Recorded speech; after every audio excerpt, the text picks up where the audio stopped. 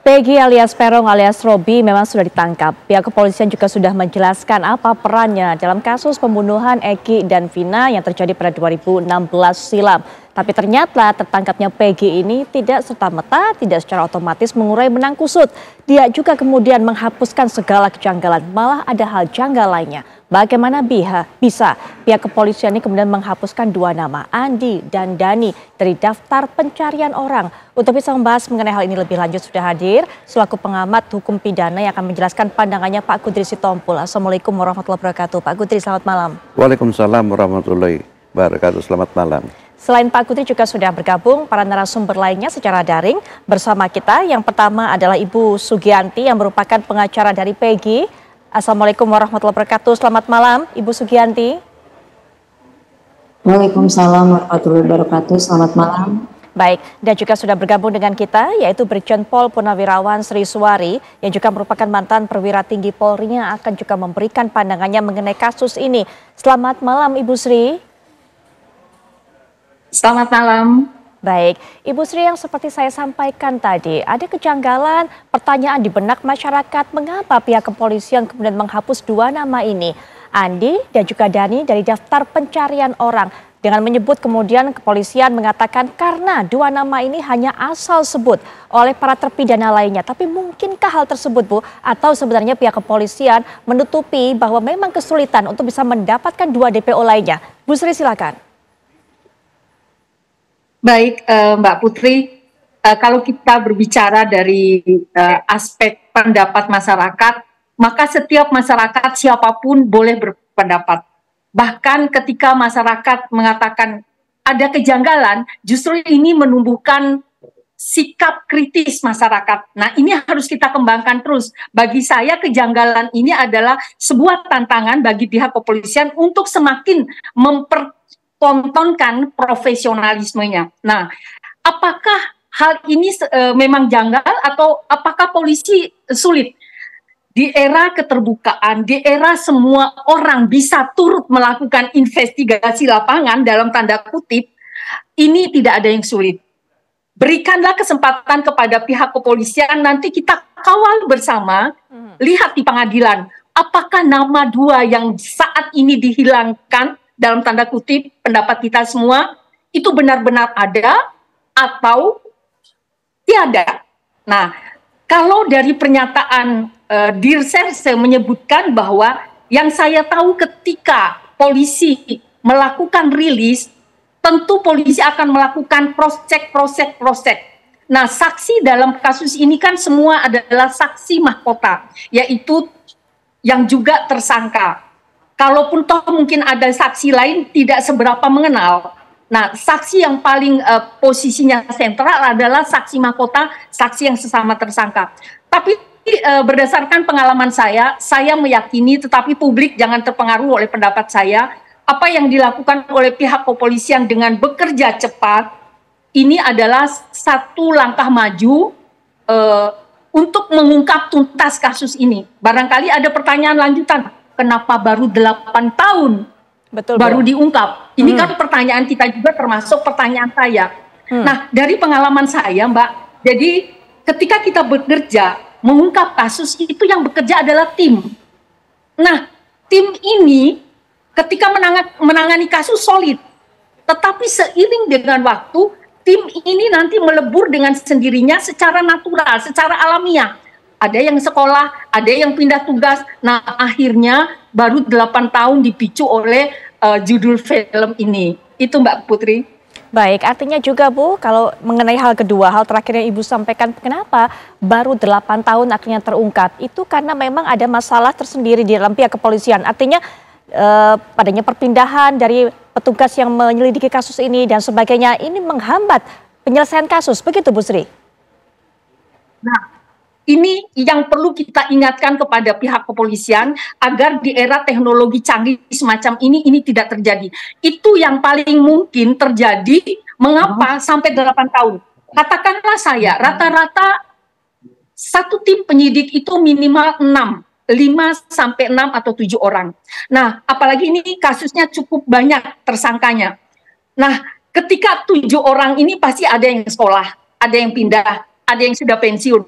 Nah, kondisi seperti ini membuat kasus itu, mohon maaf, barangkali kata yang boleh dipakai adalah terabaikan, ditambah tim yang tadi masih tersisa, itu menambah ditambahkan beban baru, menangani kasus-kasus baru, sehingga yang 8 tahun ini hilang nih, DPO dilupakan.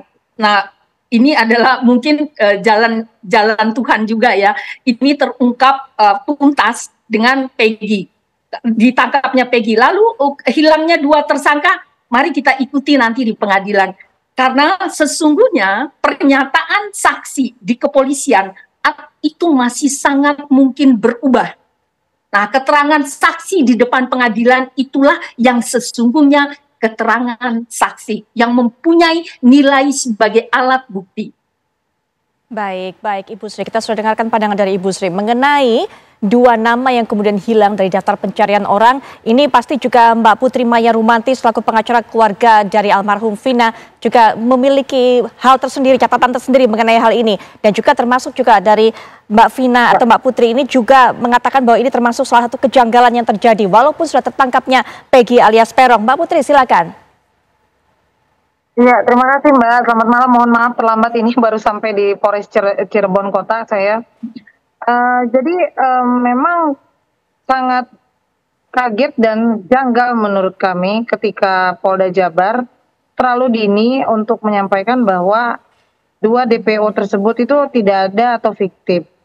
Karena selama ini kami berkeyakinan terhadap putusan yang sudah berkekuatan hukum tetap, itu ada nama 3 orang DPO yang dicantumkan di amar putusan. Nah, tentunya di sini kami kan tetap beracun pada putusan. Kalau itu tidak terlaksana, Mbak, berarti siapa yang harus disalahkan dalam penulisan nama tersebut dan siapa yang paling bertanggung jawab terhadap kematian Vina dan Eki, begitu.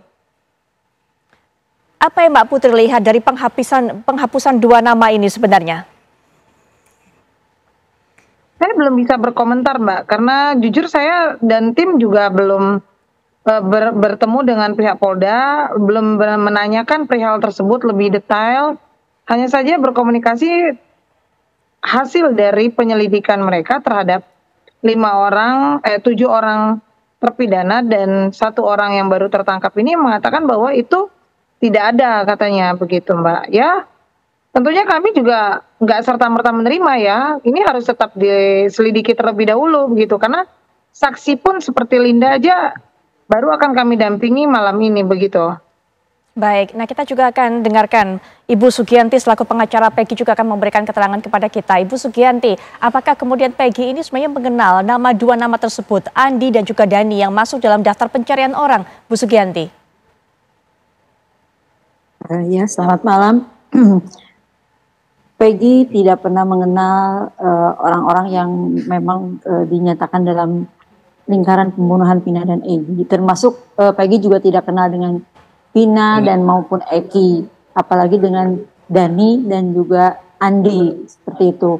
Dan saya sebagai kuasa hukum saat konferensi pers itu rilis dengan menyatakan bahwa Peggy adalah satu-satunya DPO, sangat kaget dengan dihilangkannya 2 DPO tanpa alasan yang mendasar atau tidak secara yuridis. Jadi, kami memang benar-benar kaget dengan dihilangkannya 2 DPO tersebut.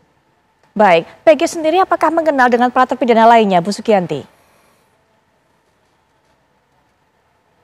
Saat BAP, Peggy menyatakan bahwa dia tidak mengenal dengan para tersangka lainnya.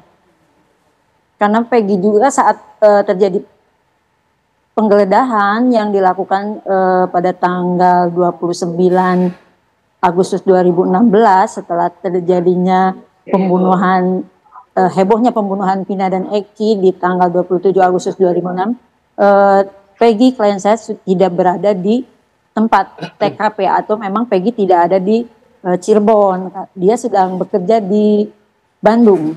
Baik. Sejak tanggal 13 Juli 2016 sampai dengan Desember. Jadi saat terjadinya penggeledahan pun Peggy tidak ada di tempat. Bu Sugianti, apa yang bisa membuktikan bahwa pada hari tragedi tersebut terjadi di Agustus 2016, Peggy ini tidak ada di lokasi tempat kejadian tersebut? Banyak saksi-saksi yang bersama Peggy sedang bekerja sebagai buruh bangunan di Kota Bandung, dan mereka pun tahu saat itu Peggy ada di lokasi tempat kerja dia. Adakah bukti lainnya Ibu selain saksi-saksi?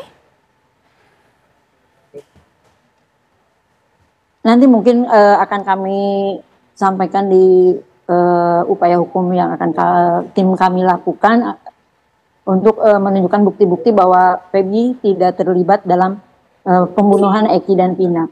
Baik, adakah mungkin Ibu bukti seperti foto atau mungkin juga video ataupun juga dokumen-dokumen yang nanti bisa kemudian menunjukkan, membuktikan bahwa Peggy ini memang tidak ada di tempat tersebut pada saat kejadian? Mungkin ada catatan penerimaan upah yang diterima oleh Peggy dari majikannya saat itu, yaitu di situ tertera tanggal berapa Peggy menerima upah, dan itu akan menunjukkan bahwa Peggy saat itu masih bekerja sebagai buruh di tempat majikannya tersebut.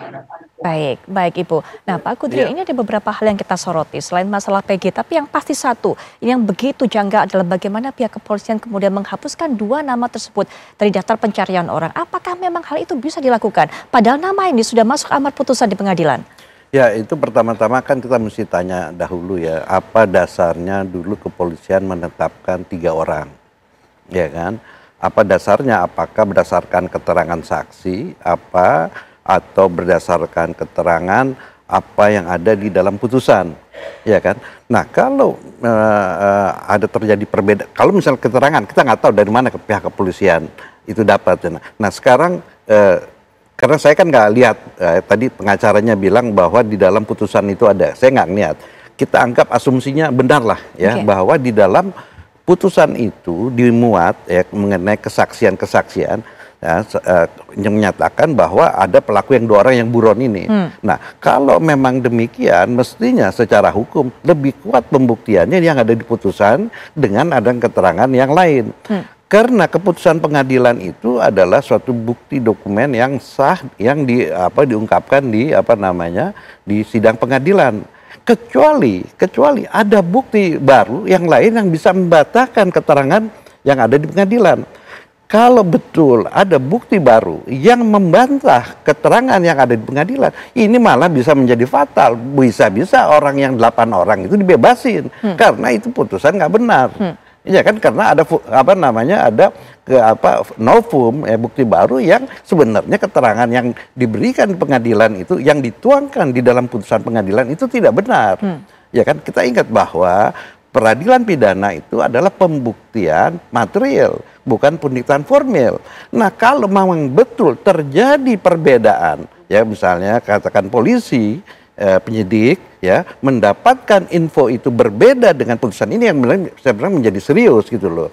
Nah, satu, keduanya ini begini. Nah, yang dijelaskan di dalam konferensi pers itu kita dasarnya apa? Yang dijelaskan oleh pusat penerangan Polda Jabar, ya kan?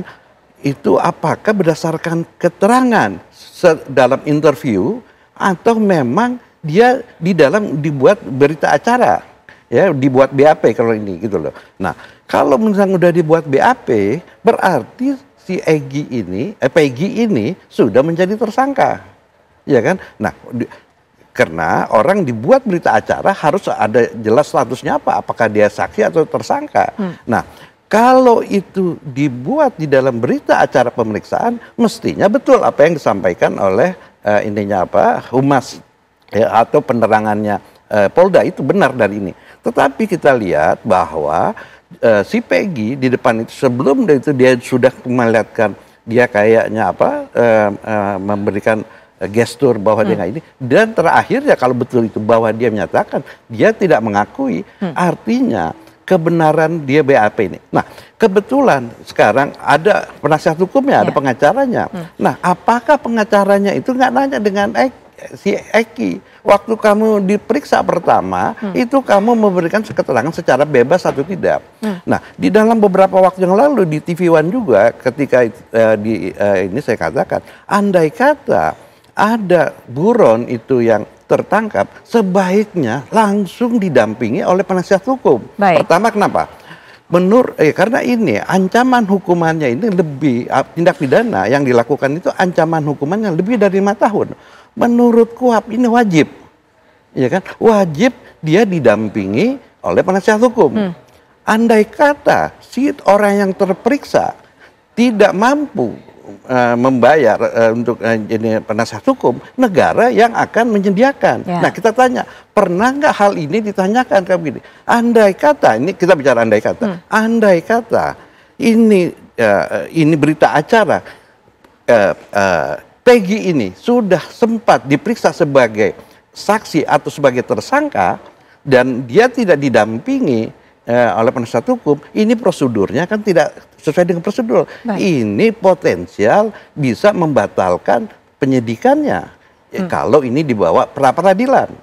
Karena pra-peradilan itu kan mengenai prosedur-prosedur di dalam pemeriksaan penyidikan itu sesuai dengan aturan atau tidak. Kalau misalnya tidak aturan, itu bisa dibatalkan. Ya, itu yang kita bilang, dibilang apa, SP3, ini kan bukan SP3. Pengadilan akan menyatakan bahwa penyidikan itu tidak sah. Nah, jadi kita nggak tahu, ini kan kebetulan di dalam forum ini ada pengacaranya, Ibu ini. Kita tanya saja kalau memang ini gitu. Nanti akan bisa dijelaskan oleh Bu Sukianti. Kedua ini juga, dasarnya kalau memang ditetapkan, dasarnya apa? Baik, nanti mungkin saya tahan dulu Pak Kudri. Setelah jeda mungkin Pak Kudri bisa menjelaskan lebih lanjut lagi, termasuk juga sebenarnya soal prosedur juga. Apakah prosedur menghilangkan 2 nama tersebut dalam daftar pencalonan juga itu betul begitu? Nanti kita akan dengarkan, tapi setelah jeda berikut ini kami sudah kembali.